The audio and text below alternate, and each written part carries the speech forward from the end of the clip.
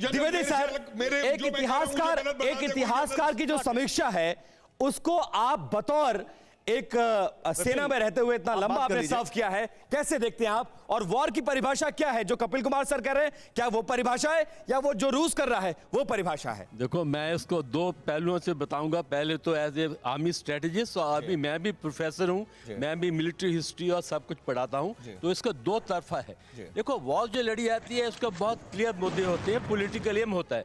इसलिए political M रूस का और या पुतिन का बहुत क्लियर था कि किसी से पूर्ण विजय करना है। एक बात समझे, पूर्ण विजय तब होती है जब किसी की राजधानी पर आप अपना झंडा। अच्छा, कपिल सर यहाँ से सहमत नहीं है, अंकिता आ रहे हैं, कपिल सर सहमत नहीं है इनसे। द्विवेदी साहब, पुतिन का एम ये नहीं था यूक्रेन को जीतना, पुतिन का एम था जो उसको नाटो की तरफ से घेरा जा रहा था, उस यूक्रेन को नाटो से अलग वो तो कारण था ना, हमला तो किया गया ना सर, कारण नाटो की सदस्यता कारण था। विपिन, अंशु जी बहुत देर से कुछ कहना चाह रहे हैं। अंशु जी, मेरा एक सवाल आपसे ये है, और जो अपनी बात कहना चाहती है वो भी पूरी करिएगा। क्या रशिया और नाटो को, जो रशिया ने अमेरिका और नाटो को डिमास्क कर दिया है?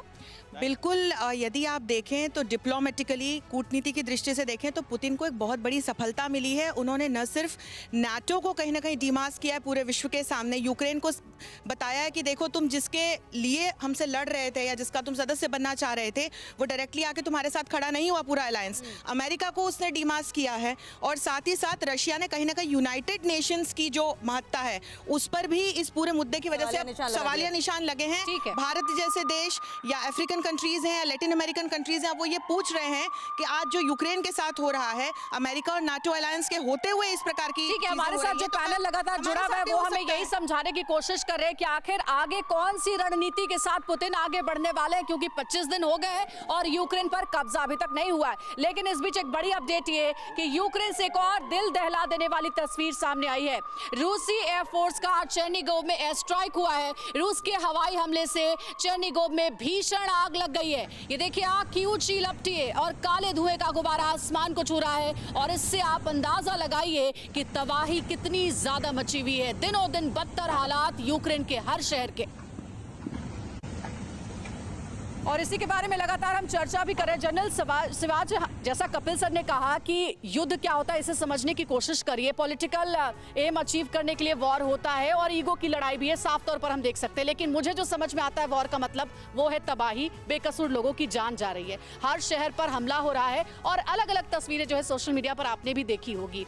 नुकसान तो है बेकसूर लोगों का हो रहा है, और पुतिन और ज़ेलेंस्की की ईगो की लड़ाई में अभी तक यही हुआ है कि यूक्रेन पर कब्जा करने में पुतिन नाकामयाब है। हाँ बिल्कुल, देखो इसमें कोई शक नहीं कि नुकसान बहुत हो रहा है, कि इंफ्रास्ट्रक्चर जो है वो पूरा का पूरा जीरो हो गया है यूक्रेन का, और ह्यूमन ट्रेजेडी भी हुए। पर इससे बड़ा रूस का भी नुकसान हो रहा है। मैं बताऊं, देखो ऐसा समझना पड़ेगा, यूक्रेन तो बर्बाद हो गया है 30-40 साल, और रूस को भी बहुत फर्क पड़ा है। रूस को इकोनॉमिकली बहुत स्ट्रॉन्ग कंट्री नहीं है। लेकिन कपिल सर कह रहे हैं कि लड़ाई ईगो की है ही नहीं। हाँ, मैं ये बताऊं ना, तो थोड़ा टाइम दो ना बात। देखो, मैं ये बता रहा हूँ कि कुछ पॉलिटिकल और मिलिट्री एम लेके चले थे पुतिन, वो नहीं सक्सीड हुए हैं। आज तक उन्होंने जो बात कही थी कि ये नाटो में नहीं जाएगा, वो तो वो खुद ही बोल रहे हैं ज़ेलेंस्की। क्या वो आज जो कैपिटल है कीव को ले पाए हैं? वो मिलिट्री लेकिन जो आप बात कर रहे हैं, को ले पाए नहीं ले पाए, क्योंकि उसकी वजह उसकी जो आपकी टैक्टिक्स थी वो फेल हो गई है। सर, आपके कहने का मतलब ये है कि जिस स्ट्रैटेजी को और जिस मकसद को लेकर वो आए थे